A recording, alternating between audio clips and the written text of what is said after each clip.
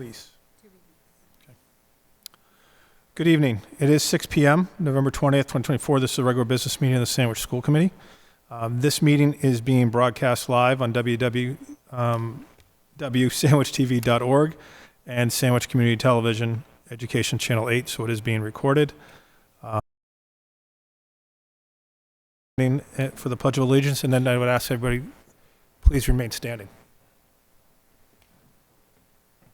I pledge allegiance to the flag of the United States of America and to the republic for which it stands, one nation, under God, indivisible, with liberty and justice for all. As everyone knows,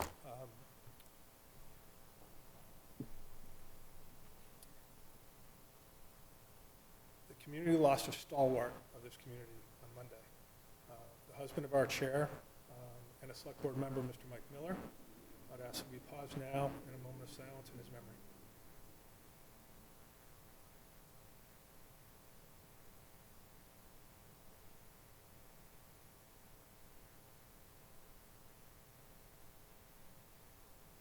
Thank you.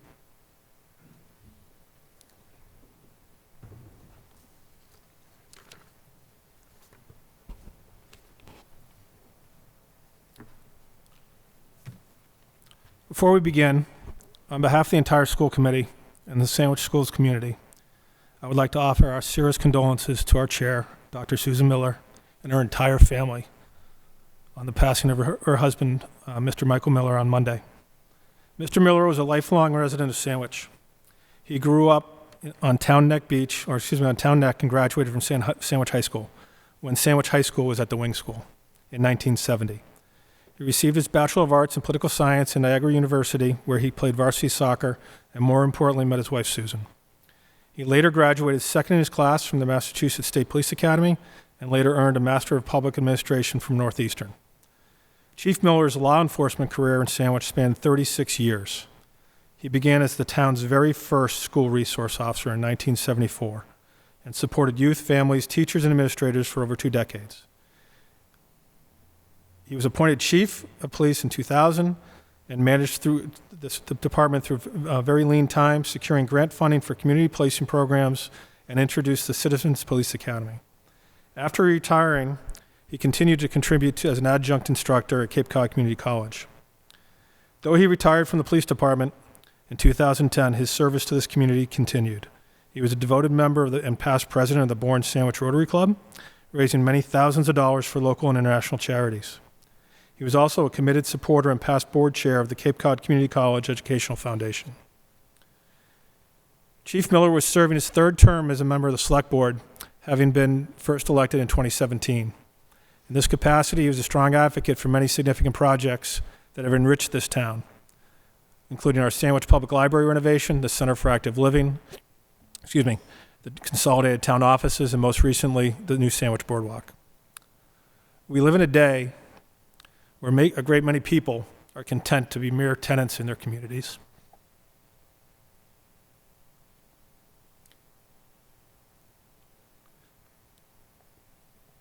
Forgive me, that was not Chief Miller. For 50 years, he was an invested shareholder in this community, and we're all better for it. Tonight will not be the easiest of nights, but by demonstrating a continued commitment to conducting the business of the schools, I'd like to think we are in a small way honoring his memory and his own life of dedication and commitment to the schools and this community. May his selfless service serve as an example for us all, both this evening and in the future. To the entire Miller family, thank you for sharing your husband, father, brother, and pop-pop with the community. Sandwich is a better place because of him. Hopefully the family can take a small bit of comfort knowing that the entire community mourns with them this week.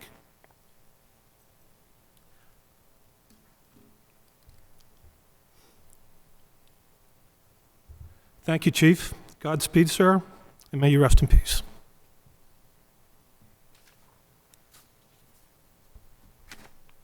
I remember meeting Mike Miller 18 years ago when we first moved to Sandwich, and he was one of the first people to welcome Jamie and I to the town.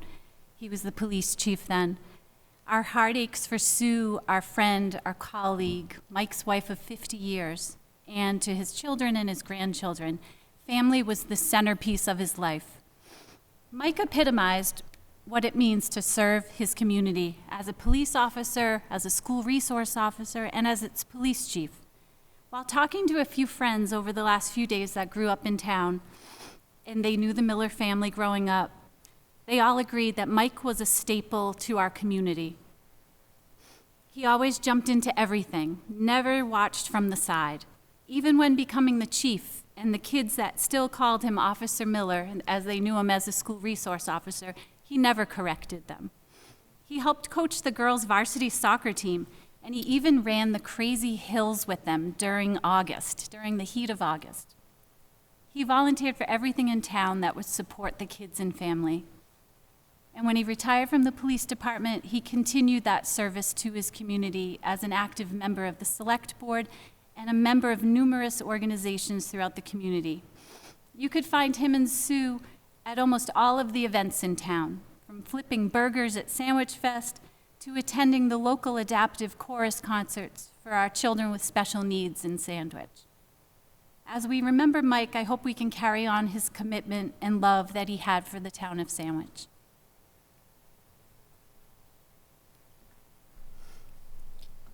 I first met Mike in 1976, so that's 48 years ago.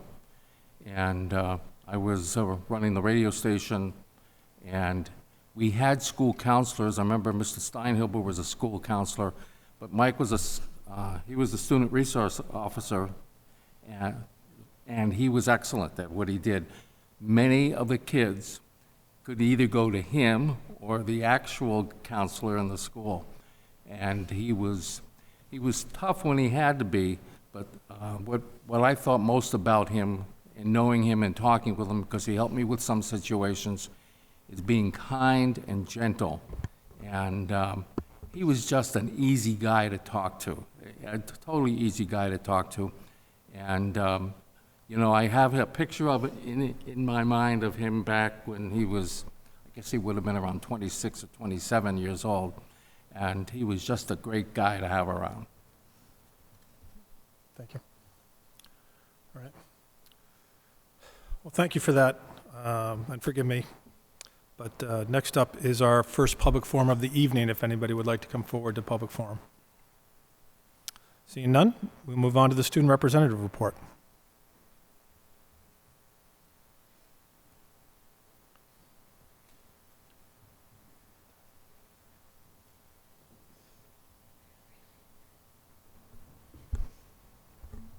Hello. Do this every See you. Hello, everyone. I know that today might be a little bit of a hard meeting, but hopefully we'll be able to find a little bit of joy in these moments. I think it's what Mr. Miller would want, so please keep going. Yeah. So there's been like obviously a gap since I've seen you guys, and there's been lots of events such as like Halloween, and I remember in Forestdale there's been lots of dressing up, such as like the admin would dress up as crayons, which I think was always exciting to see, even teachers or anyone dressing up. And I know like seeing like your principal dressing up as something, it just builds that connection. They had a parade of costumes, and in that there was like Princess Belle, there was the T-Rex, Mario and Luigi, and the Minions as well, which I think is pretty impressive, especially for the T-Rex to be in an inflatable costume like that the entire day, because I could not do that. And I know earlier I mentioned the connection and how important I think it is to have that with your teachers.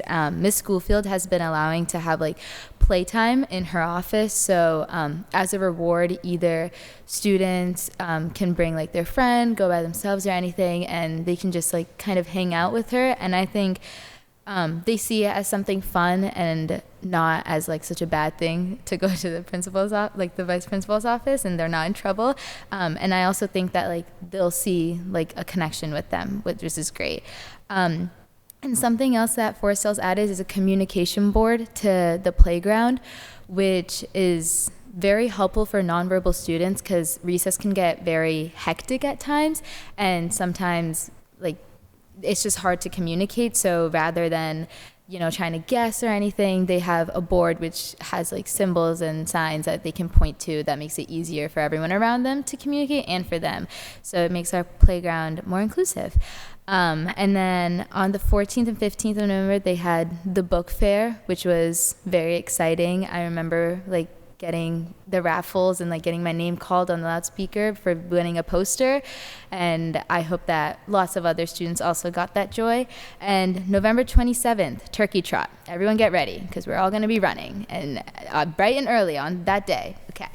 And so as for Oak Ridge, there was Flashback Friday, Flashlight Friday, which is when students would read with like flashlights in Miss Cooney's class. And I know that sounds very like, okay, they're just reading with flashlights, but having small things like that, I think really makes them like want to read more, and they get more engaged in their education, which is what we want. So rather than them just being like, I don't want to read, I don't like reading, they'll become more like kind of, with having these small activities, become more likely to like the reading. And then the fun run overall raised $80,000, which is great amount of money, and I know will help the nonprofits a lot.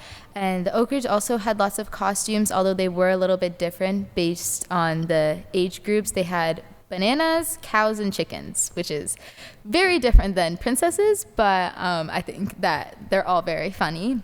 And seeing little bananas running around, it like complements the minions, And then Oak Ridge also had a special showcase and celebrity scoop, which was when all the specials teachers got to like show what they've been doing recently, and they had ice cream, so that's a scoop part of it.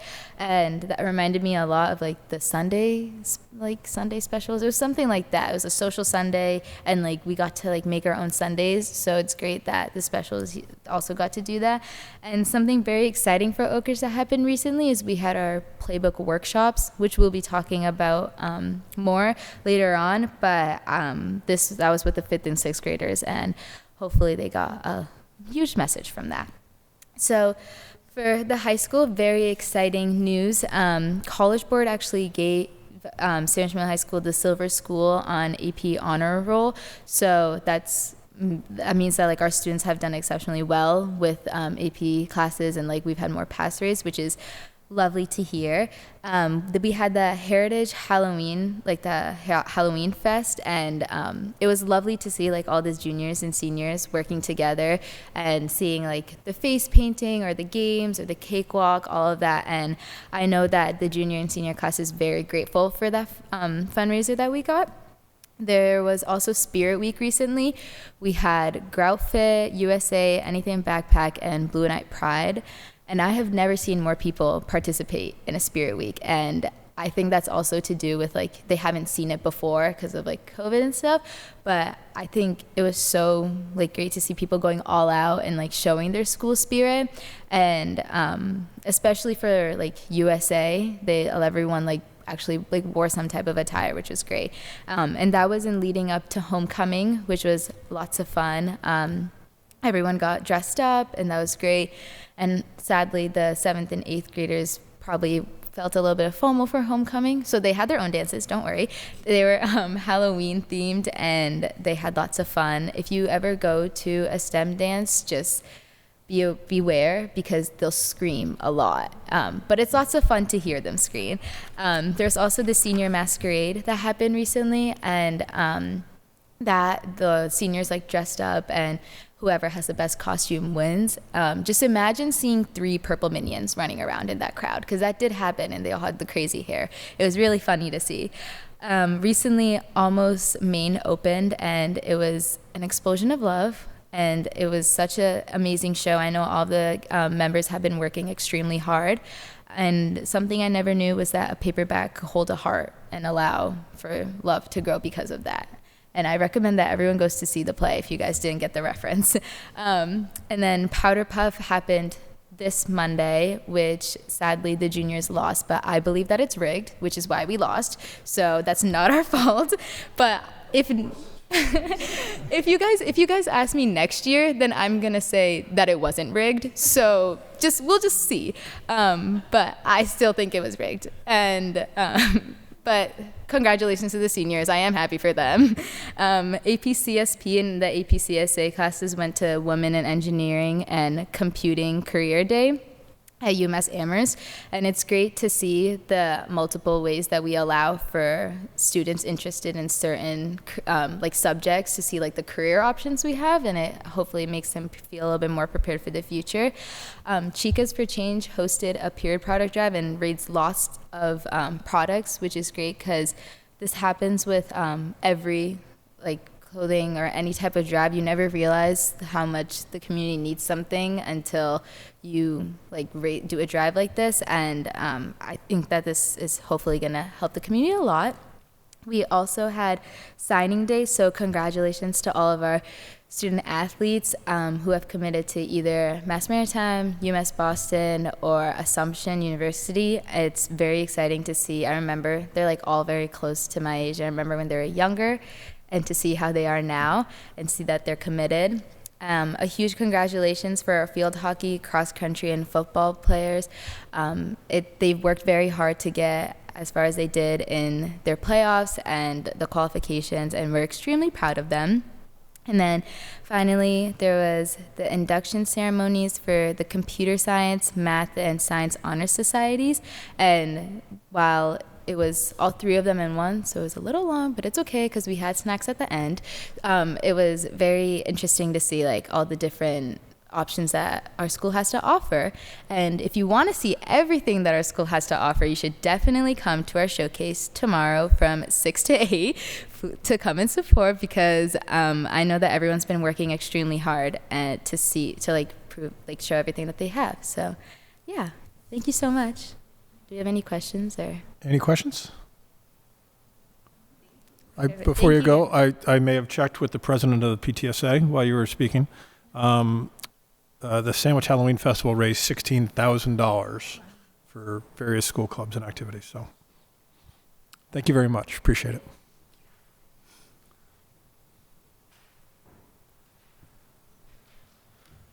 Okay. Next up is field trip report, the annual Sandwich Middle High School ski trip. So I think you have it before you in your packet, a trip that usually comes before this committee on an annual basis. I believe this is, according to Mike, the 23rd year that he is running the annual ski trip. It's open to students, grades 8 through 12. It is 2 Saturdays, tentatively February 8th, and then on March 1st. He typically brings about 30 to 50 students to Waterville Valley. You see the costs, the expenses are paid by the students and their families. So we're looking for a motion and vote to approve the trips as presented. And just as a reminder, any trip that goes across state lines or overnight, we have to approve that from a policy standpoint. Make a motion. I make a motion to approve the ski trip as presented to Waterville Valley. Second. Motion by Mr. Fisher, second by Ms. Brown. Any discussion? Seeing none? I just want to thank the adults who continue to chaperone these trips. It's a long day for them, but it is super valuable for kids. So thank you. Mr. McNeil's knees are a little older than they were when he started this. All in favor? Aye. Any opposed? Any abstentions? Passes 5-0. Moving on, review and act on the regular business meeting minutes of October 23rd, 2024. I make a motion that we approve the regular minutes from our minutes of our regular business meeting from October 23rd, 2024. Second. Motion by Ms. Bonanda, second by Mr. Fisher. Any discussion? All in favor? Aye. Unanimous 5-0. Next up, correspondence and announcements. I have no correspondence. Does anyone have any announcements? I just have one announcement. I feel like my mic's not on. Okay. Just to reminder that the Turkey Trot on Thanksgiving Day, the online registration for it ends tonight at 11:59 p.m. There's no same-day registration on Turkey Day. The Sandwich 5K is, all the money goes to the Sandwich Food Pantry. So you can go online at, South Shore. The South Shore race is South Shore Race. If you Google Thanksgiving Sandwich 5K Turkey Trot. Yep. So it's today. Anyone else? And if you beat the superintendent, you get one free day. No, I'm only kidding. There is chip timing this year, and It is. It's like a real official, race. official, and it's there's the a new same exact course as the DeCanto yes, 5K. It's a different course than the typical Thanksgiving Sandwich 5K. That doesn't apply to Peter. We use a bike. He would crush me. Can we go by bike? That doesn't apply to you either, sir. And looking ahead, you can mark your calendars. The Last Best Craft Fair, another fundraiser for the PTSA, is December 8th. It's a Saturday. At Sandwich Middle High School, there'll be over 60 vendors, and the doors open at 10. Seeing nothing else, moving forward to the superintendent's update. All right, good evening, everybody. Just a couple quick things. I've gotten a decent amount of questions with regard to the implications of the ballot question number 2 from the election as far as what happens with MCAS. As you know, by a margin of 59 to 41, the yes won. So starting with this class, the class of 2025, this year's seniors, the MCAS will still be administered in the spring. However, it will not count as a graduation requirement. So ironically enough, the state in its wisdom had scheduled retakes on November 6th and 7th, literally the 2 days after the election, de facto kind of coming a moot point. So as I said in the background notes, and again, I think I've been public on my stance with this, I'm not terribly concerned about our world at Sandwich Middle High School, and in fact, we did not have any members of the senior class that were in jeopardy of not graduating due to MCAS. I also included in the packet some initial guidance that came from the acting commissioner. I think a lot of superintendents and educators in general are kind of asking, well, what's next? What's happening? Part of the talk is now that the ballot question leaves it strictly up to the local level to ascertain what is the CD or competency determination. The conventional wisdom is that the state will start to look at what is known as the mass core, or the prescribed, or at this point in time, the suggested sequencing of courses throughout the 4 years, as far as a minimum requirement of things like 4 years of English, 4 years of math, 3 years of history to include civics, and so on. Again, at current time, the high school already does meet the mass core, but I will continue to keep you posted if there's any changes, if there is any move towards maybe a new performance-based assessment that would be used in lieu of MCAS and so on, that the state were to come down. Can parents opt out of the MCAS? Parents can always opt out of the MCAS. Even when it was required in 10th grade? Not out of 10th grade, no, but grades 3 through 8, yes. They can pull them. Correct. Okay. Any other questions on that? My question is, does this have policy implications for us? Do we need to, because the diploma is conveyed by the school committee. Correct. It certainly does. The guidance that we've been given as superintendent is to convene your policy subcommittee, and we do have policy that states explicitly that MCAS is a requirement for high school graduation, so we will have to amend that. Christine looks very excited about that. Ready. Hashtag good times. Okay. Any other questions? Can I just ask one? So in addition to passing MCAS, there were already other additional kind of competency requirements in terms of passing certain courses, certain numbers of courses in different departments, correct? And those are all in our program of studies. Those remain in place. Those stay intact. So there still are some standards for graduation, just not including MCAS. Correct. But whatever policy that is, if it's still written, even though, the state law would trump our policy, but we should probably change that between now and spring, that's all. You have a certain number of credits the kids have to get, correct? Right, Carnegie units, correct. Second piece, I think Shreya kind of stole my thunder with regard to this, but I believe it was towards the end of February last year, we did the Sandwich Showcase. I'm going to just talk through this 1 minute and 6 second video that was produced by Blue Knight TV. But I know some of you had the opportunity to visit it last year. We're intentionally moving it up to November, so hats off to Jeannie and the team.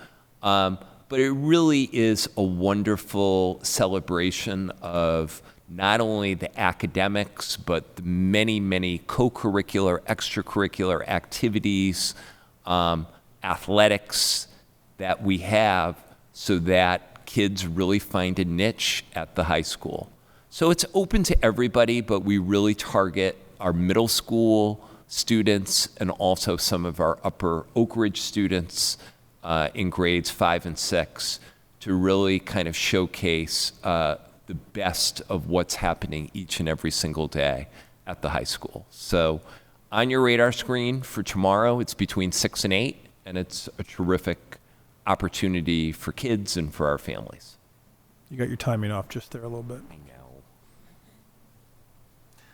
know. And then I think last but not least on our agenda is Michelle with our budget update.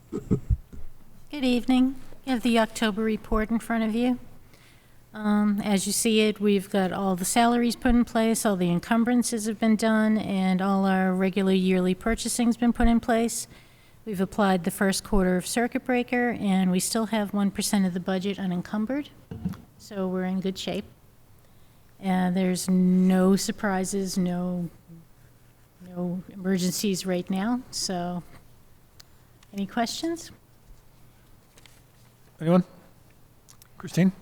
Some of those red ones on the first page there, can you talk about the special ed, the plant maintenance, and the forest and school? Well, when all of the tuitions for special ed are put into place, the out-of-district tuitions, the calculation of circuit breaker's been applied to that. So when you put the gross tuition in, then you have to apply the circuit breaker quarterly, and then the red will disappear each quarter. The salary reds are as a result of the negotiations that occurred over the summer, where some of the salaries have come in higher than what we anticipated when we were doing the budget. We should be able to absorb it. Thank you. So that, the special ed one specifically, was that did tuitions just come in higher? Was there additional students that we didn't expect, or? No, we do a calculation, BJ McNamara and I do a calculation where we apply circuit breaker, so his gross tuition is around $3 million, but there's only $2 million in the actual budget, and we move tuitions into the circuit breaker account every quarter as the money comes in from the state. Okay. You'll just pay that down between now and June? Mm-hmm. Okay. Any other questions? Okay, thank you. Okay. Next up is old business, declassification of executive session minutes. So under a separate cover, I sent a folder out with executive session minutes and realize I believe you have hard copies that Lisa was good enough to provide to you. Per our own policies, you approve executive session minutes, but they still stay sealed until the school committee takes a formal declassification vote. Certain executive session minutes, particularly if it involves something like ongoing litigation or if it was a distinct personnel issue specific to an individual, generally stay classified. However, if a topic, say something to do with negotiations, has already been successfully resolved and it has been put out for public consumption, then it is appropriate for declassification. So you have before you specifically executive session minutes, and I'm just, for the sake of posterity, going to state the dates of what they are. April 6th, 2022, April 27th, 2022, and May 4th, 2022. And then from this calendar year, January 24th, 2024, March 27th, 2024, April 24th, 2024, May 8th, 2024, May 22nd, 2024, June 26th, 2024, August 14th, and August 14th, 2024, before you for declassification. We need to vote them separately as approved and declassified. I think you can handle them en masse. Danielle is prepped to read it all off Oh, like excellent. one monster motion. Can happen. You know what I'm Like- going to do? Any questions before we go to there? Any questions on any of the individual minutes? Just a question, if I was not present at the first group for needing approval only? Is there an error on it, or are you just wondering if you can vote? No, just before my time. For your time. on Thank you. It's administrative, so you're welcome to vote. If you choose to abstain, you can do that too, but there's nothing, you don't have to be present to win, so to speak. So you don't have to have been present at that meeting to approve the minutes. Okay. Christine and I weren't on the board either at that point in the 2022. Okay, so I'm going to make a motion that we approve the executive session, release and declassify the executive session minutes from April 6, 2022, April 27th, 2022, May 4th, 2022, January 24th, 2024, March 27th, 2024, April 24th, 2024, May 8th, 2024, May 22nd, 2024, June 26, 2024, August 14th, 2024, and October 9th, 2024. Motion by Ms. Benenda, second by Mr. Fisher. Any discussion? Is there any issue? No. Any discussion? All in favor? Aye. Any opposed? Any abstentions? Passes 5-0 with great thanks to Ms. Benenda for reading that all out. Next up. We can take them back. They're released, so you can keep them if you want to. We'll recycle them otherwise, but if you want to put them on your refrigerator, you're more than welcome to do so. They're public documents now, because that's what we did. We made them public, so they'll all be posted on the website. Thank you. Thank you.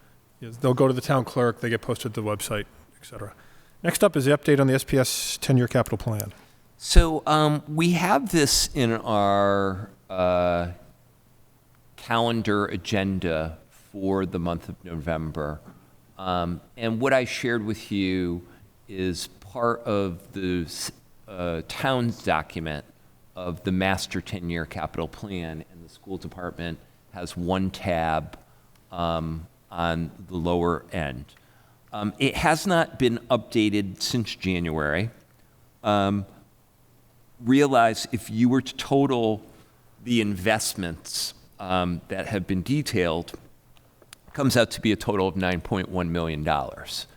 So taking into account the $1 million that have been allocated for capital investments this current fiscal year, we're talking about an additional $8.1 million.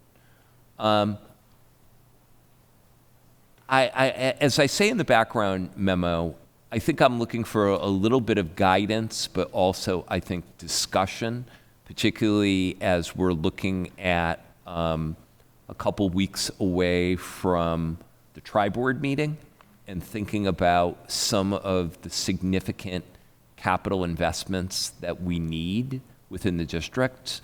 Respectfully to the work that's been done, I think $8.1 million is on the low end, thinking about some of the investments that we need to make, for teaching and learning, but also some things that we've discussed here at the table with regard to athletic facilities and so on. So I do think we would probably be well served to put together a small committee, maybe with a couple school committee representatives to kind of go through with a fine-tooth comb what are some of our large capital needs, but also to kind of make this a touch point when we meet in a couple weeks with the tri-board.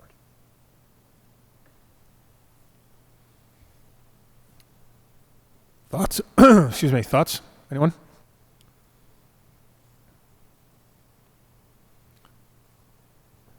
I'm trying to think timing-wise when we could do something.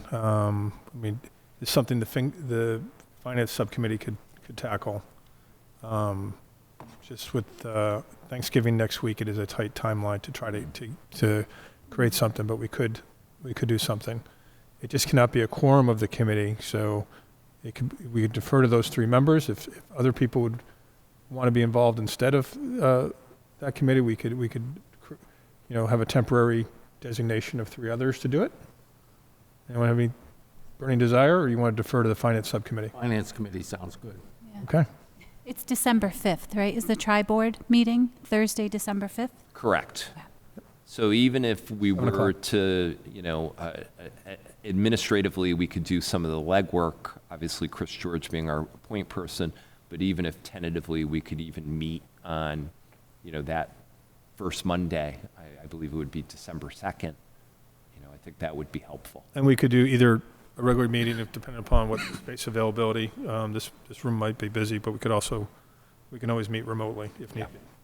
One thing that would be helpful before that meeting, last time Chris was here, he presented the numbers, but it was like, how much work is, how much money is remaining and how much work is remaining? Because, and then I think, I'm hesitant to throw out numbers because I'll get them wrong, but, there was a smaller percentage of money remaining than there was work to be done because of inflation, and costs came in even higher than the escalation that we planned for.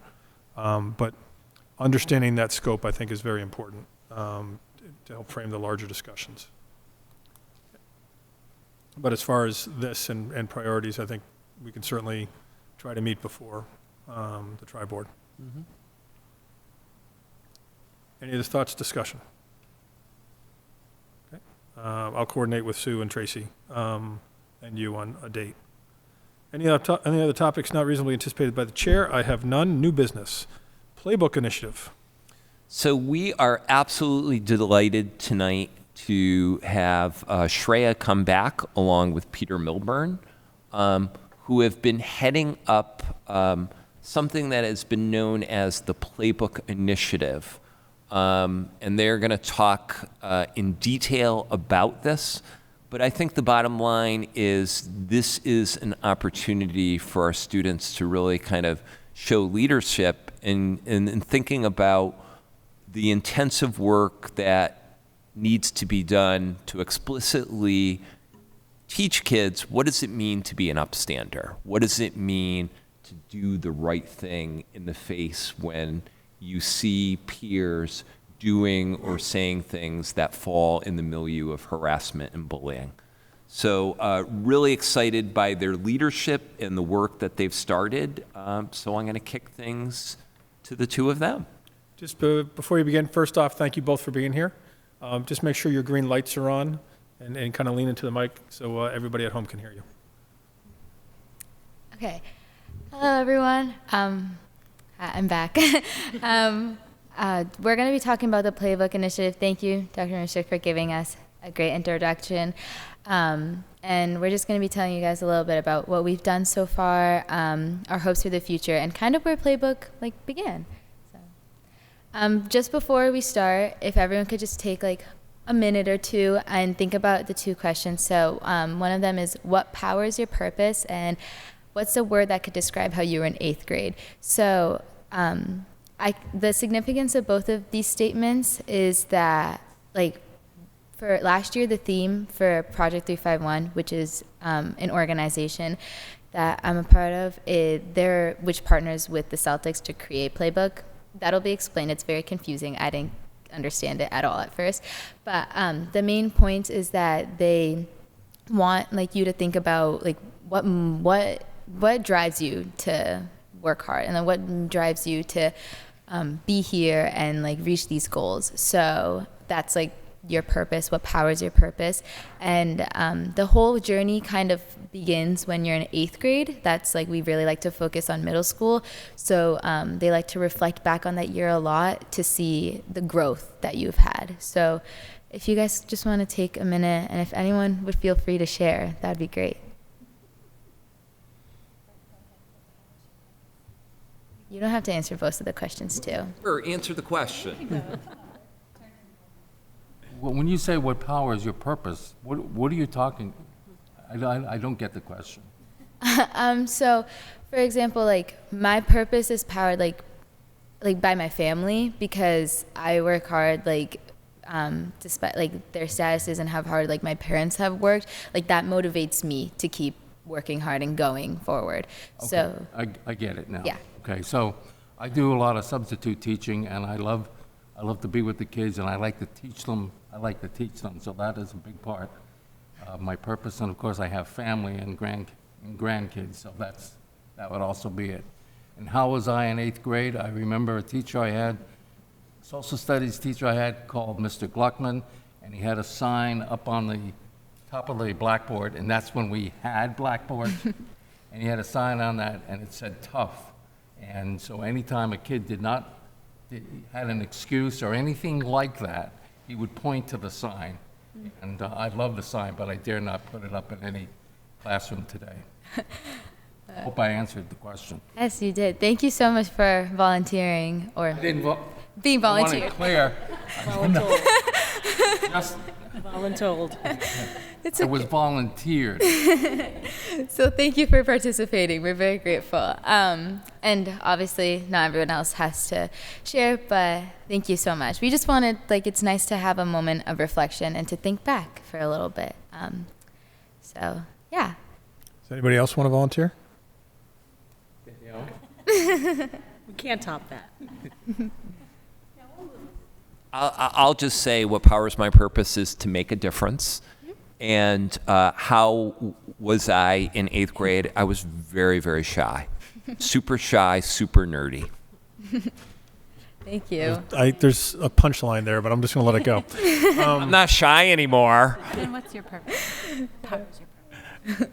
When I think about that, I'll do it on a little bit more of a micro purpose. One, why am I sitting here? Back in 2020, when COVID, hate to bring up that word, there was a vacancy. I thought I could be one more voice to hopefully guide through some of the chaos. And then what keeps me here is you guys. I mean, I have my own kids, but for all the kids in the town, hopefully collectively, our mission is policy, budget, and to hire and fire this guy. But in doing that, hopefully we provide you the school system, the right resources to give you the right experience to set you up for success. The other micro one I thought of is when my kids entered high school, I couldn't coach. I stopped coaching. I started reffing basketball. And the reason I did it is if people don't do that, kids don't get to play. So back to you. And I was nerdy in high school. I was nerdy in 8th grade too, so things don't change. Thank you so much for sharing. Those are great purposes. It's wonderful to hear everyone's different backstories that they have. So this is the Playbook team, the Sandwich Playbook team. Our lead administrator is Miss Nelson. Our lead educator is Mr. Daphne, and I'm one of the trainers, and Peter is the other one. And they along with like purposes, they like to focus on whys a lot. So the why for Sandwich Public Schools is to recognize action, build awareness, and educate. Our district values equality and inclusivity, yet there are instances where people are being discriminated against. To face real-life situations might be difficult for our students, yet it is an important part of the process of building a more inclusive community. So that is, we all had to apply for this initiative. It was a very essays that we had to write, but we're very grateful. Like, I know everyone's very busy, and I'm very grateful that everyone could do that. So what we did was everyone had their own different why, and then we combined them to come up with the why for Sandwich Public Schools to represent all of us. So this is a team. I just want you guys to like know the faces of this initiative, and this is basically how the initiative came about. So I don't know, I forget what year it was, but the Celtics recognized that there was lots of discrimination against like race, religion, gender, orientation, ability that was happening. And it was happening a lot in the middle school. So they reached out to Project 351, which is a youth-led nonprofit organization, and they focus a lot on the middle school, because what they do is they select one ambassador, like a representative from each town in like 8th grade, and then that ambassador carries on. They do service projects, they get involved with the community, and then there's high school pathways for them. So, and one of the pathways that they created was the Playbook Initiative. So what they do is that they have one of, hopefully like a Project 351 alum. So I'm the alum, and then you can have like anyone else in the community which you think would work best, or it can also be another alum. And you basically get trained with like the Celtics facility, and like they have this entire program, and like explains exactly how to do. And you'll essentially take that, what they teach you there, and they'll apply it to the middle schoolers. So it's like they get a little practice run. So a playbook, obviously for sports teams, it's like plays that you have, and like, you know, it's supposed to help you like practice and like get better at those plays. So what the playbook is for is that by going through the conversations about when like there's microaggressions or anything, like the students will learn to see, like first recognize, that's the first step, like recognize why it's like bad, like why you should not be saying those and how harmful microaggressions can be. And then the second step is to take action. But sometimes it's hard, like a scenario will happen and you'll freeze. I'll admit it, like I've done that before, and you'll just freeze. You don't know what to do because you're like, what step should I take next? So with the playbook, there's so many different scenarios, and the way the workshops are built, it's designed so that you get, like you become more comfortable with these topics. So then sadly enough, like when these real life scenarios happen, the students will learn to recognize, oh, I know that this is a harmful situation. And instead of just being like freezing and being like, I don't know what to do, they'll be an upstander, and they'll stand up and they'll be like, they'll make some sort of action. And it'll be like later on the slideshow, but like the way that it's formatted, it's like a scenario and then it's questions like that make you kind of like think about the scenario a little bit more. And then it's actions. So you are given like things that you should do or that you can do in that situation. So when it happens in real life, you don't freeze, like you can think back to this. So that's the whole history of Playbook and kind of their purpose of why they brought this. So okay, thank you. So after Shreya and I were accepted into the initiative, we had this privilege of going to Boston to do a summit with Playbook. And up there, we basically learned just everything we needed to know about facilitating these workshops. And as mentioned before, the Celtics are partnered with this. So Drew Holiday, the Celtics player, was there, and he was there to help guide us. And a bunch of other prominent members of Project 351 were there to teach us what it means to facilitate and what it means to get your audience engaged in a workshop and how to actually run one. So up there are pictures of us last year. I think it was like early December. We went up and we just got prepared for what we're going to be doing for the rest of the year with Playbook. And so on the next slide, you'll see we asked administration and teachers at our school to gather a group of about 30 seventh graders that they believe would be really sufficient members for our program. And we got the seventh graders together and we facilitated workshops with them on our values of what it means to be an upstander and to combat discrimination and anti-bias. And our end goal with that was to essentially run through the workshops with them and then train them to facilitate workshops themselves so that we would essentially gain 30 young facilitators for workshops. And so after we did those workshops and trained them to do so, our end goal after that was to bring those kids to Oak Ridge and have them do workshops with some of the younger kids. So that was kind of our year in review. And then moving forward, Sherry's going to talk a little bit more about some of the activities we do with kids. I'm sorry, I thought I shared access to that, but I can summarize what a workshop typically looks like. So what'll happen is they start off with an icebreaker. It's usually either like the F game or rock, paper, scissors. And I know those sound like very silly, like icebreakers, but like for example, the F game, you get a statement and you're supposed to count the number of Fs and you like flip it over, read it, count it. It's like a whole process. And usually everyone ends up missing like a lot of the Fs and they'll be like, oh, I got this number of Fs. I got this number of Fs. And everyone in the end realizes, oh, like the statement everyone has is the same. So that shows like the power of perspective. And then the rock, paper, scissors, it shows the power of having like a good support system because you play rock, paper, scissors and then everyone essentially like whoever wins ends up being the winner. Like they have everyone cheering for them. So it shows having a good support system. So it like kind of slowly leads into everything. And then we have like leadership definition. So everyone just shares like what they think it means to be a leader. And we see like how the keywords and like how everyone is like, they have similarities. And then we usually have a break. It's like a 5-minute video. And during this time, the students see the collaboration that we have with the Celtics. And they get like, oh, that's a Celtics player I know. And they get really excited about it. And then we usually have agree, disagree, unsure. What we'll do is we'll put a statement up on the board that like the first one is either like being a leader is a choice. And then the second one usually has to do with the topic of like bias that we're discussing. So they'll like discuss on that. And usually this is a time where they try to come out their shells a little bit more. And then the last part is a scenario. So you guys can, if you want, like take a moment to read that. But essentially like this would be in our race category. So it's kind of just like it explains like what would happen. And it's very like the way that it's written is very casual because 8th graders have wrote these scenarios and they're like realistic as well.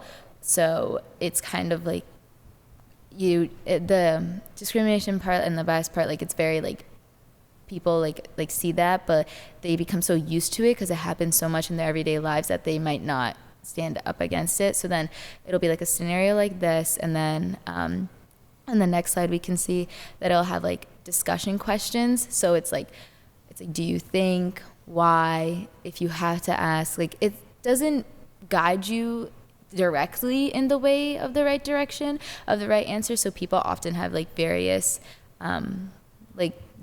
perspectives on this, but what it's supposed to do is make you think about the scenario a little bit more to hopefully like understand and engage in it a lot.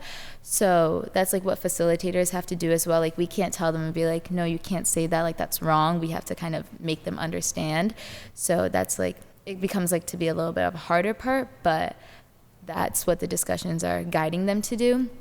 And then on the next slide, it's like options. So it's like, why, like what are things that you could do or what are things you can do, and then the last option is always a personal option. So they always have like their own opinion that they can add into this, but it essentially just gives them like hopefully if this happens in the future, like what they could do.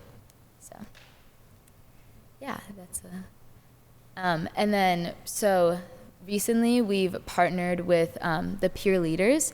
So the peer leaders is also a group that has similar like the playbook group and peer leaders group, like we have the similar values, and we realized that when we were trying to plan like more playbook workshops. So what we did is we collaborated with them, and first we like sent out an application of those who would be interested in being in playbook to be facilitators, so they could help lead discussions. So then we sent that application to the peer leaders, and then some of them applied, they got accepted, and they got trained by Peter and I. And then we took those kids and we brought them to Oak Ridge to also do workshops. But then the peer leaders, they're still like their own separate organization, like we're still separate, but we work together. And then we have another thing coming up with the 7th and 8th graders where we need more peer leaders, and they've also gone through with they've also had their own training, so we're gonna use like all the peer leaders to help facilitate and like run more discussions. So while like we haven't like combined to be one, like our morals and stuff are like our end goals are very similar, so we decided to collaborate. Yeah, and then as mentioned before, we recently went to Oak Ridge with our Playbook kids and peer leader kids to run workshops with the Oak Ridge kids.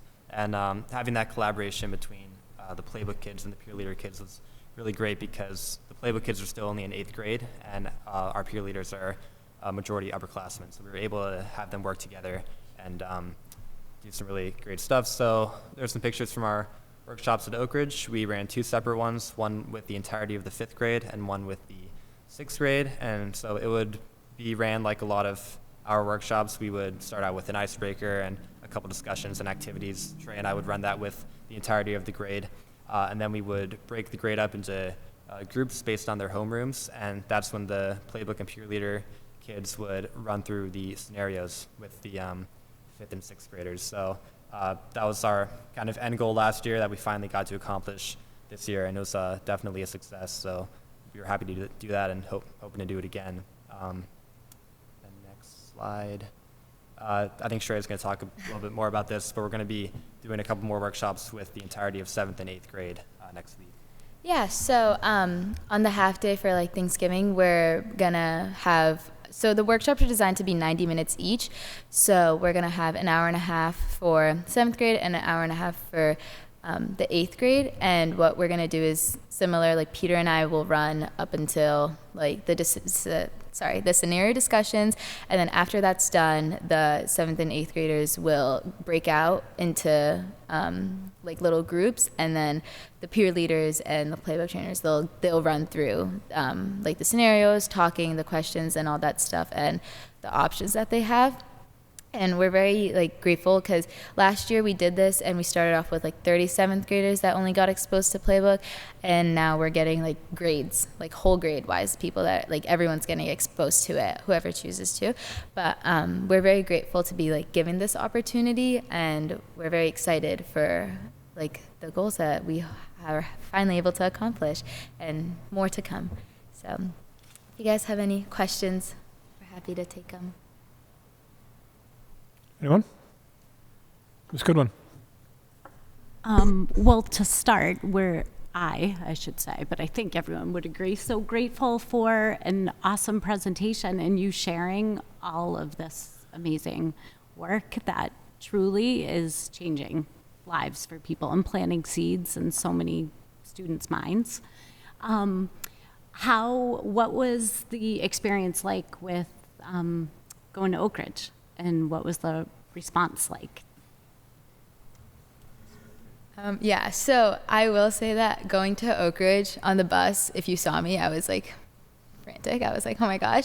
But the students, they had so much to, like, they had so many like opinions. We thought like they would honestly have a harder time with the scenarios, because it is like sometimes you get uncomfortable silence and you kind of just have to be there. But like they were very willing to participate and engage in the conversations.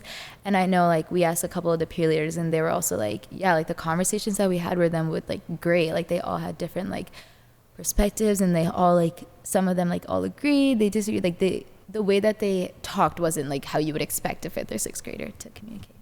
Yeah, I would just put an emphasis on their energy in general, because when we did workshops with the Playbook kids who were then in 7th grade and some of the peer leaders, it can be difficult to get even them to talk despite being older and more mature. But when we got to Oak Ridge, it was like, whoa, like they weren't like too loud, but they were like ready to go. They were adamant about what they believed in, and they were just like, they were ready, you know? And the peer leaders, we also do mini workshops with middle schoolers every now and then, and we're both a part of that. So when I got back from Oak Ridge and the next week went into my middle school homeroom, they were silent, and it was like the polar opposite. And I was like, oh, I forget what to do now because I was so used to the like loud kids. Now I don't know, but it was great. So yeah, going back to that younger age and like seeing how bright and happy and just ambitious they are was like totally reassuring for sure.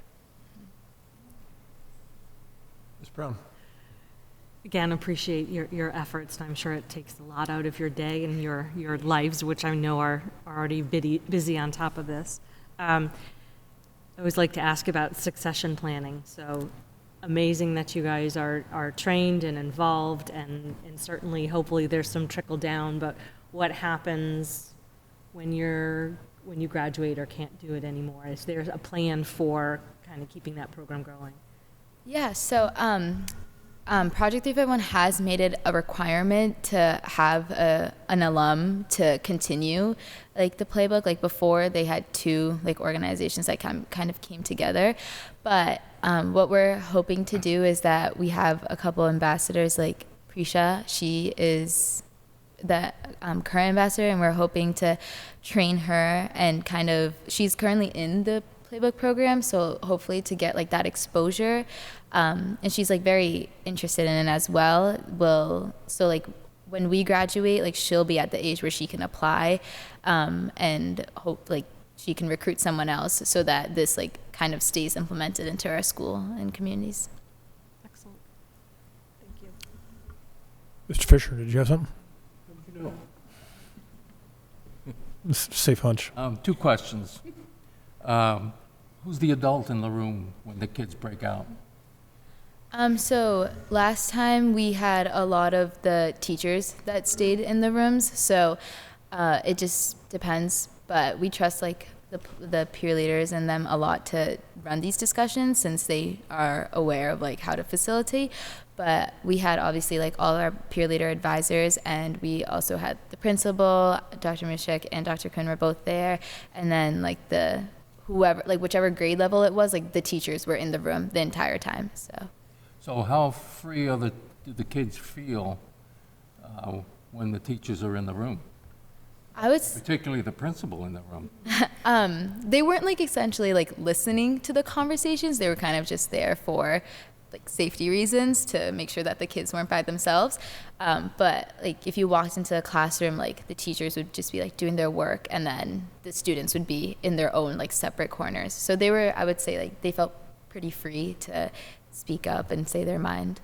And I have a third question. If I could just build upon, and I think Peter touched upon this, I had the opportunity to see both the 5th and the 6th graders, and Shreya and Peter, picture the Oak Ridge multi-purpose room. I think you saw the pictures back here with all of the kiddos. I think there's the one with Shreya in the middle and Peter was in the front.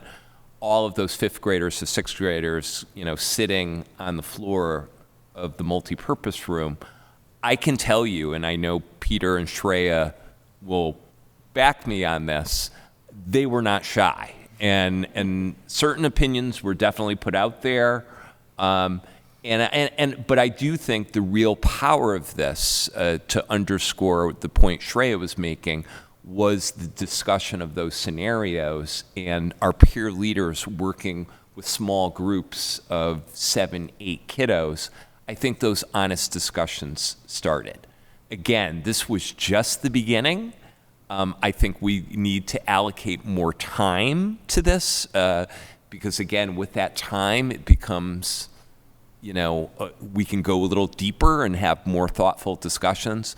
But I do think last week it was an outstanding start for the 5th and 6th graders. Sorry, I'll get off my soapbox. Did you have your third question, Bert? You're good. You probably don't want my third question, but since you were good at putting me on the spot, fair is fair, and you spoke of 5th grade, and sometimes at 5th grade in open, we have morning meetings. Do you remember that when you were in 5th grade? Yes. So sometimes what I will do with the kids is, when I don't want them to have a long answer, I'll say, put it in one sentence. So I'm going to ask you, tell me what this is all about in one sentence. My one sentence would be to create an inclusive community in our school to combat discrimination and bias. That was perfect. Perfect. I just wanted to thank you for all of your hard work. I mean, the more access that the younger grades can have to this program will ensure its future success as the kids go to the middle high school. Yes, thank you for everything. I don't know how you find the time to do everything, but you guys are amazing. I would just echo Ms. Menenda. Thank you very much for all your time and efforts into this and everything you're doing for the younger kids in our school system. And thank you very much. Thank you guys. Thank you, guys. Have a great night. And to Mr. Duffney and Ms. Nelson for supporting this as well. And Mrs. Donahue. Mrs. of Donahue, course. too. Thank you. Well, she didn't get a picture. All right. Next up is the Mass Mask Annual Conference sharing. So I will start. The joint conference always has some highlights, shall we say. I had the opportunity, I attended all 3 days. For me, I find some of the smaller breakout sessions are the most valuable. I tend to go to sessions that have a lot of pragmatic applications to operations. I had the opportunity to go to one that was run by officials from MASBO, as a matter of fact, Michelle, on new elements to ensure that you put in your budget document that make it more helpful and easier to read for the population. I went along with Bert to a session on crisis management, and particularly coming through, again, the C word, COVID, and the situations that superintendents are as far as the pressures to communicate and communicate very promptly. And then a third one that I went to that was really meaningful was on more effective communication strategies and outreach to the community in general. I, as a matter of fact, am going to be working with a gentleman by the name of Chris Horan, who's the CEO of Horan Communications, to kind of do a deeper dive in our district website to make it more user-friendly, more manageable, more focused on our students and their achievements and so on. So I'm looking forward to that. But those were some of my key takeaways. Well, I'll probably go a little longer. Thanks, Bert. One sentence, Bert, one sentence. I went to several of the sessions. I'll just kind of highlight a couple. One was the role of belonging, and I found that pretty interesting because they wanted to present to the superintendents and the school committee members how important it was to have a student feel like they belong there, particularly new students. Another one that I went to was courts in the schools. The difference of mixing up, social, they talked about some of us going on Facebook, which I do, and am guilty, and but making sure you separate your official comments from your official capacity from your social capacity. They gave some case law examples of situations. Another one that I went to was mentoring new schools, mentoring new members. And of course, we will get new members coming up in May. I did meet a superintendent, Denise Pigeon of the Neshoba Valley Technical School, and I'm terrible at names, but I had seen her 10 years ago, over 10 years ago, in a NESAC evaluation, and she remembered who I was. And she was a presenter, and she did an excellent job.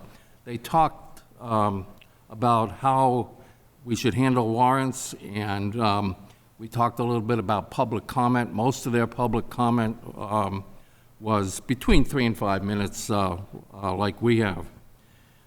Then with Joe, I attended the Friday breakfast session. You didn't say anything about it, but John Keller from WBZ was a presenter. And what I noticed there, and you counter me if I'm wrong, is people tended to go on a lot about themselves before making any presentations that I thought were worthwhile. The presentation was on the election results and Right. implications. And what part of the problem, we did have, I don't know if you recall, there was a woman out towards the rear that got pretty upset because they felt that everything that we're presenting was leaning to the left. And she wasn't too happy about, Blue State, they felt that they were not paying much attention to red state voters. The Friday lunch, Joe and I both attended. We had a presentation by the teacher of the year, who was a fourth grade teacher. And it was a good opportunity for networking. You didn't actually get a whole lot to eat, but it was a good opportunity for networking. Manicotti was delicious. How much of it was delicious? It was good. I don't have much of an appetite, so I was okay with it. But it was a good opportunity for networking. I saw that we had a chance to talk to the DY superintendent, really nice guy. And while I was there, I ran into the Cape Tech superintendent, Bob Sanborn, got a chance to talk to him.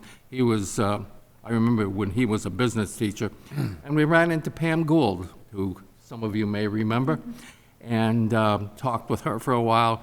She looked really good. So she was very energetic. I forget the organization she was representing, but it was a pleasure to talk to her. Then there was the delegate meeting, and that was the last thing, and that was a horror show, because as they were. Friday at 3:15 p.m. was the scheduled. Friday at 3:15. So you had to Trying to get stay. people not to show? Oh, no, that wasn't an issue. There were. That's why I said, in all candor and honesty, Bert deserves all of the roasted corn and chicken chowder from Lambert's and cowboy cookies for life. Well, when we went, because I was texting Joe throughout the meeting about words I can't use here about what happened. But they were constantly adding amendments. They were totally disorganized, as they did not have any sense as to proper procedure. And then there were cat calls there were about 400 people in there. I'm guessing about 400 people. There was one fellow who was particularly difficult because they had a voice vote on one of the amendments. And by the way, most of the amendments you voted no on, they voted yes on. Particularly the one I particularly remember is the one on guns. And I think there were only two that sided with our vote. And I did get up to speak about it, and the essential part about speaking about it is I said people ought to stay in their own lane, and that was the concern that I had, and I think that was kind of the concern that you had on the Correct. superintendent's report. The voice vote on some other things were so obvious, and then this used to happen in town meetings, maybe it does now. Someone wanted they wanted to count everybody. They did get rid of the resolutions, the old resolutions, but it took them a while. It took them a while to get rid of them. They certainly were against the public vote on MCAS. That was almost unanimous, but there was one or two, me being one of the two, that felt differently. And I had a chance since I was on this 3-day, I'm almost done.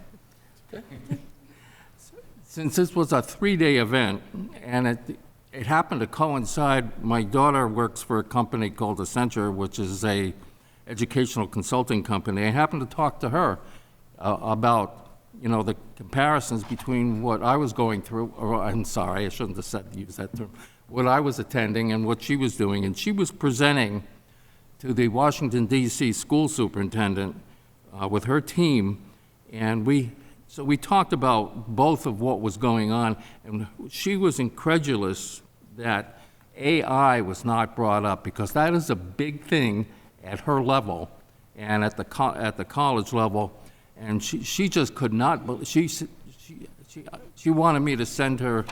When I see her for Thanksgiving, I'll show her the listing of what was being talked about. But AI, I don't know. Dr. Mamushek, did you hear AI being mentioned at all? Just in passing at the superintendent's annual meeting. And her presentation with the Washington, D.C. superintendent, basically her team was almost all AI. So that was a bit of a surprise. I'm done, thank you. All right. Any questions, additional comments, Tracy? Sure. I also attended. The theme of what I chose to check out were things related to clean energy, fuel, different funding opportunities that are happening in the state for some of the things we talk about that Chris and Michelle have mentioned before. So that was great. I just felt like I got a better understanding. And then I don't know if I was in the same keynote with politics being brought up, but I thought this was really helpful. This was something talking about having dignity when you're in strong disagreement. And I'm just going to read these because I think they're great. The suggestions are: be curious, not furious; regulate, then debate; listen to hear, not to respond; challenge ideas, don't attack people; acknowledge knowledge, and build up rather than tear down. And I think those are really important for all of us, but especially thinking about we all have different points of view, and yeah, I'll leave it at that. Totally accurate. Just to build upon, Tracy and I were in a session with a team from a company that has done some work with regard to electric buses. In the interim, I think it was just last Friday, Michelle and I meet with that team. So I can't necessarily commit to December 11th. However, I do think as a future agenda item, we will have some information to share with this committee about the feasibility of electric buses and us as a district kind of dipping our toe in that water, so to speak, with regard to something like maybe for special education transportation or for athletics transportation. The allure is there is a significant, as the gentleman, as Tom comes here and speaks to us, once every other month, there is significant grant funding at the federal and the state level for electric buses. And as a matter of fact, the firm that we met with on Friday has recently sold 3 buses to Upper Cape Tech and charging stations and so on.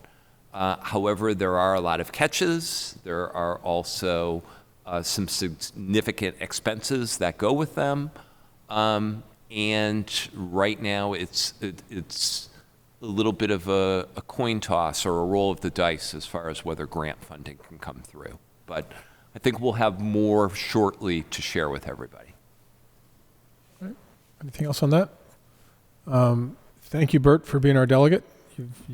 Your presentation convinced me I want to make sure I'm busy next year, like I was this year. I wasn't able to attend because I had other commitments, but I had talked to some of the delegates. I said, this is some kind of a show. I'm not going to use the word, but and he said to me, this is much better than it was last year. So Right. Thank you on that.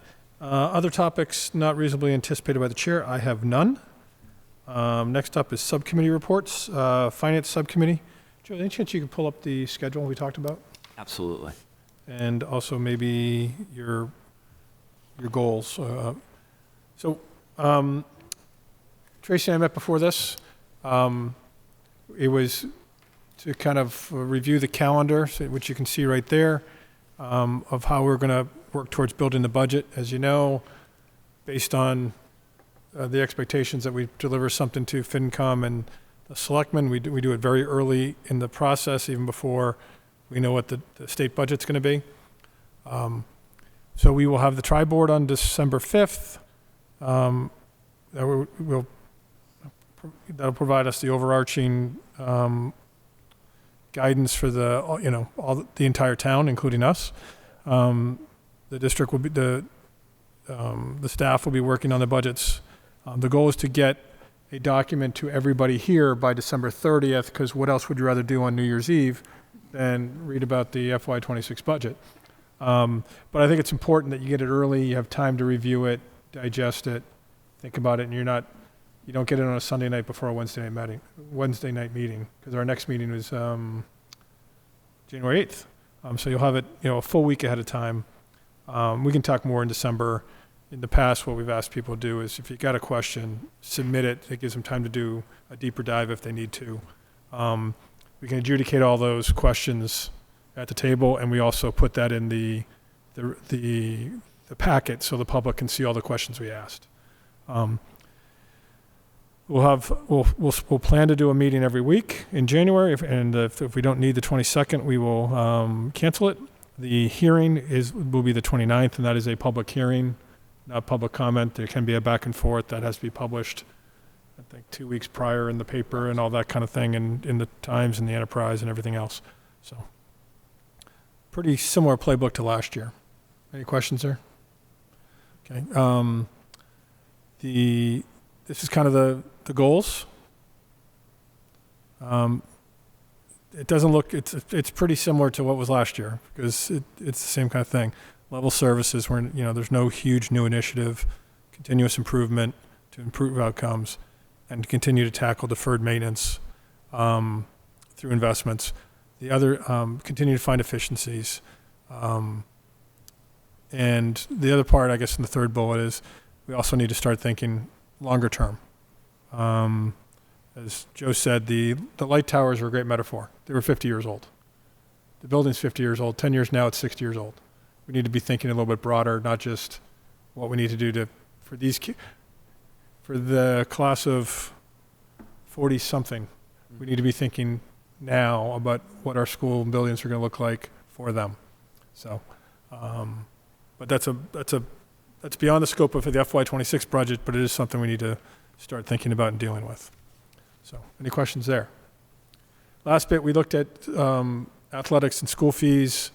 We'll provide more detail at a future meeting when we get into that. But while I don't want to charge anybody a nickel more to participate in a sport or a club or whatever, but we haven't changed those fees in 15 plus years. Obviously, things are more expensive than they were 15 years ago. So that's something. And what you'll see when they have to do a little more work on it, but you'll see how much does those fees and gate costs and stuff help to underwrite the cost of athletics, and how much is actually coming out of the operational budget. We're always going to put something in there, but I think it's important that we have visibility and we understand where that money is coming from.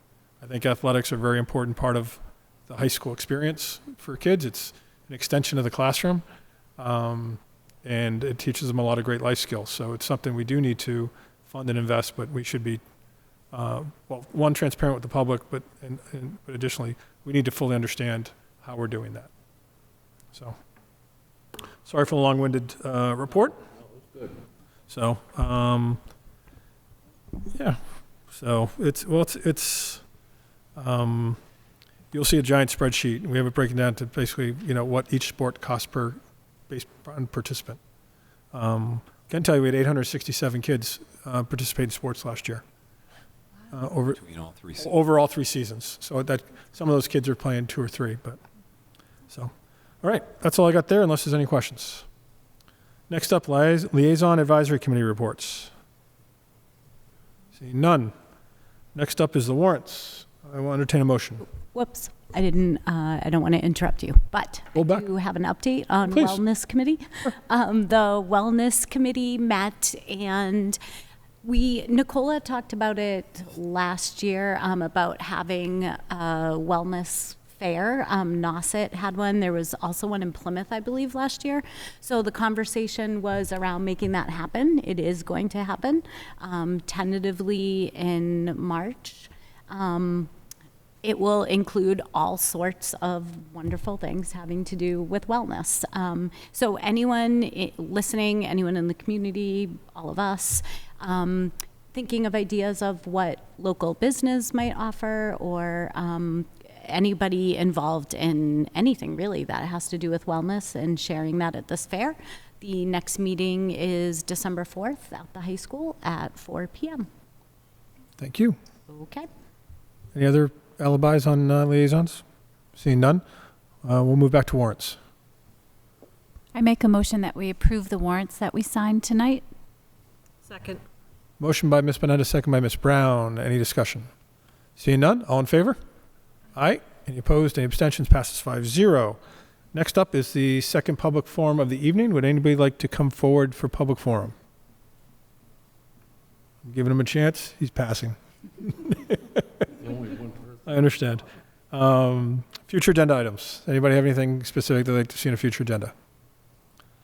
Seeing none. Acknowledgements, closing remarks. Ms. Menenda. I just wanted to give a congratulations to our varsity girls field hockey team, our varsity football team. I know they have one more game left on Thanksgiving, and our cross country team for a great season, bringing us to the state championship once again. We're so proud of you. Yeah, outstanding effort. Our girls hockey team, it played in the championship last Saturday against Watertown. Lost 2-0, but it was just a remarkably successful season. Then last Friday night, our boys football team made it to the farthest in the tournament that they've ever made it. Lost to the number one seed, Hudson, but it was close. It was 25-21. And then a shout out, you just saw him just 20 minutes ago. There's Peter. He finished something like in the top 20 statewide.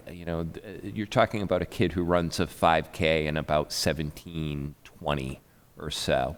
And then the little guy you see on the right is Alex Palomar Nelson, Jeannie's son, as an 8th grader, who he himself is running about like a 17:40 or so 5K, which is amazing as an 8th grader. And then we also have Kylie Bowden, who also made it to the state championships. She runs a 5K in about 20 minutes. So 3 remarkable athletes just capping off an amazing fall season.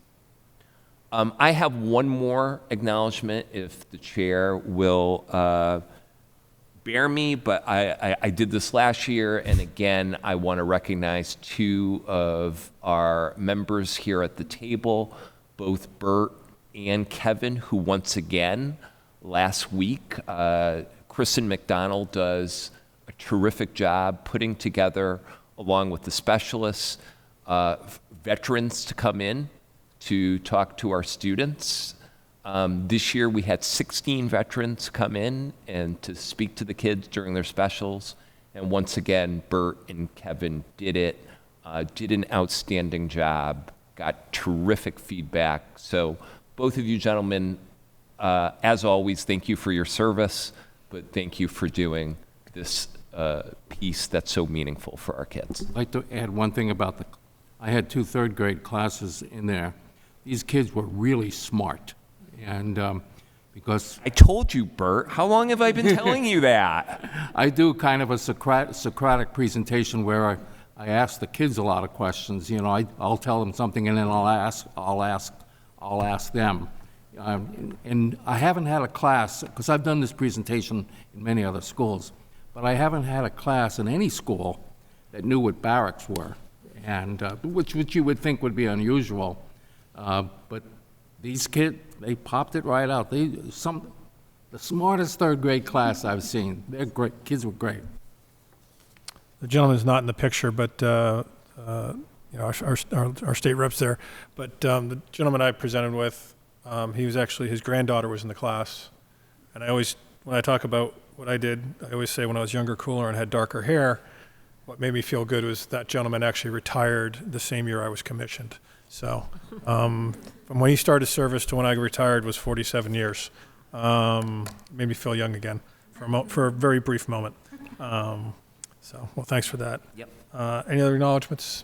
Brown? Not an acknowledgement, but kind of back to future items. We had talked before about maybe doing the Golden Apple twice a year. Is that something we want to try to do in the December month? In terms, or discuss as a future?